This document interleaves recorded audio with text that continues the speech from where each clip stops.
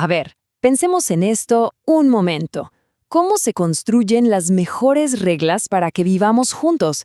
¿Las diseñamos con un plan maestro, usando toda nuestra inteligencia? ¿O simplemente surgen poco a poco, con el tiempo, a través de la costumbre y la tradición? Esta es la gran pregunta que está justo en el centro del pensamiento de un gigante como F.A. Hayek. Bueno, aquí está la hoja de ruta. Primero, vamos a ver este choque de ideas. Las reglas se diseñan o se descubren. Después, nos metemos de lleno en el famoso orden espontáneo de Hayek. Veremos cómo, según él, las reglas evolucionan casi por sí solas. Pero, ojo, también vamos a ponerle el freno y analizar las críticas a esa idea. Luego, descubriremos una contradicción tremenda en el propio Hayek. Y cerramos con el gran dilema. ¿Le hacemos caso a la razón o a la tradición? Vamos a empezar por el principio, por el corazón del debate, porque aquí hay dos maneras totalmente opuestas de ver cómo debería organizarse el mundo. Aquí está la pregunta del millón, la que ha mantenido despiertos a filósofos por siglos. ¿Cómo organizamos la sociedad? Y las respuestas, casi siempre, caen en uno de dos equipos muy claros. Por un lado, tenemos a los que Hayek llamaba racionalistas constructivistas. Ellos creen que podemos sentarnos, pensar y diseñar el sistema perfecto, como si fuéramos ingenieros sociales. Pero en la otra esquina está la idea del orden espontáneo. Esta dice, momento, las mejores reglas no se inventan en un escritorio. Emergen de lo que hacemos todos los días, de nuestras interacciones y crecen de formas tan complejas que ni siquiera las entendemos del todo. Y Hayek, bueno, él era el fan número 1 de esta segunda idea. Ahora, aquí es donde se pone bueno, porque Hayek no se queda solo en la economía. Él lleva esta idea del orden espontáneo al mundo de las leyes. Es como si viera una especie de mano invisible que también crea el derecho. Para él, un orden espontáneo, al que él llama cosmos, es un sistema que se regula a sí mismo. Nadie lo diseñó. Pensemos en un mercado. Nadie lo planeó de arriba a abajo, pero funciona con una lógica interna. O en un idioma. Nadie lo inventó en una reunión, simplemente creció. Así veía Hayek a una sociedad sana. Y esto lo lleva a separar las leyes en dos tipos. Por un lado, el nomos, que es la ley que se descubre como el derecho consuetudinario. Nace de casos reales, de a poquito, y permite que cada quien haga su vida. Por otro lado, la tesis, que es la ley que se fabrica. Son las órdenes que da un gobierno para que todos vayamos hacia un mismo objetivo. Hayek, claro, prefería 1000 veces el nomos. ¿Y por qué le gustaba tanto? Porque, aunque suene raro, una ley que evoluciona puede ser mucho más predecible que una ley escrita que el gobierno cambia a cada rato.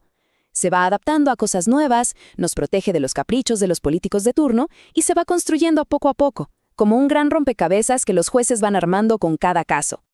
Pero, a ver, si este orden crece solo, ¿cómo sabemos que mejora? ¿Cómo es que no se va para cualquier lado?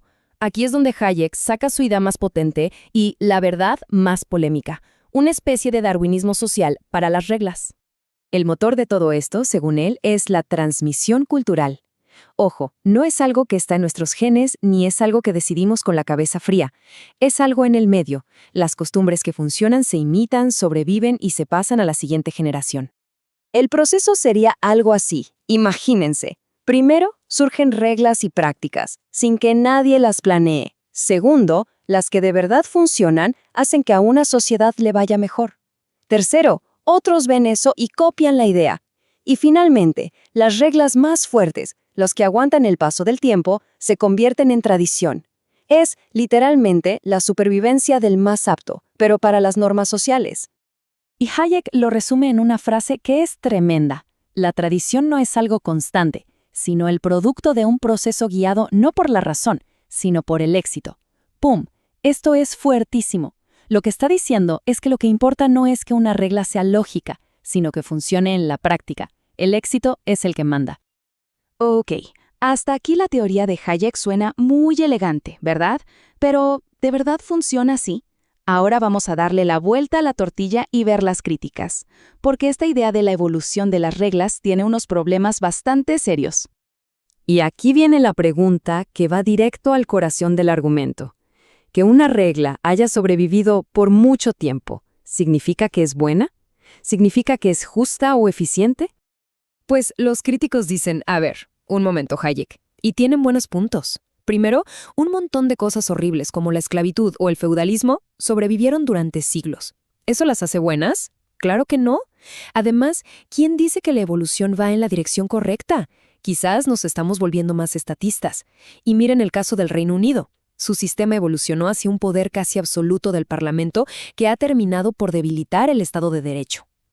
Entonces, el problema de fondo es este. La comparación de Hayek con el mercado se rompe, porque el mercado tiene el sistema de precios. Si un producto es malo, la gente no lo compra y desaparece. Esa es la señal de corrección. Pero en el mundo de las leyes, ¿cuál es la señal? No hay un mecanismo tan claro que nos diga, hey, esta ley es un desastre. Y esto nos lleva a la que es quizás la paradoja más grande de todas en el pensamiento de Hayek, el hombre que desconfiaba de los planes, pero que tenía un plan para todo. Hayek era un crítico feroz de un montón de cosas, de la inflación, de los privilegios que se les daban a los sindicatos, de quitarle a unos para darle a otros en nombre de la justicia social. Para él, todas estas eran interrupciones, metidas de pata de los gobiernos en el orden espontáneo. Entonces, la pregunta es obvia, ¿no? Si a Hayek no le gusta que la gente diseñe soluciones, ¿qué proponía él para arreglar todos estos problemas que, por cierto, él mismo identificó usando su razón? Y aquí viene la gran ironía. La solución de Hayek no era sentarse a esperar a que la tradición lo arreglara. No, su solución era un plan.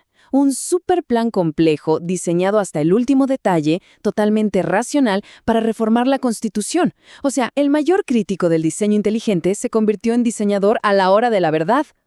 Y con todo esto sobre la mesa, llegamos al final de este viaje, a una tensión que, seamos honestos, Hayek nunca logró resolver del todo.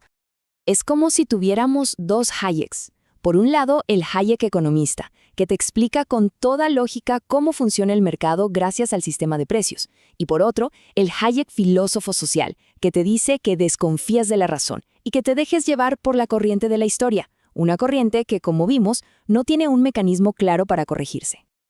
Y el peligro de llevar esta idea al extremo es real.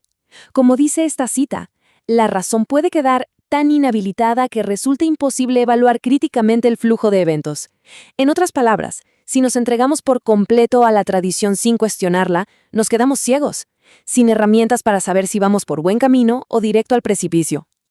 Y así, nos queda la pregunta final. Una pregunta que Hayek no terminó de responder y que hoy es más importante que nunca. ¿Dónde está el equilibrio? ¿Dónde trazamos la línea entre respetar la sabiduría del pasado y usar nuestra razón, aquí y ahora, para intentar construir un futuro mejor? Esa es la cuestión.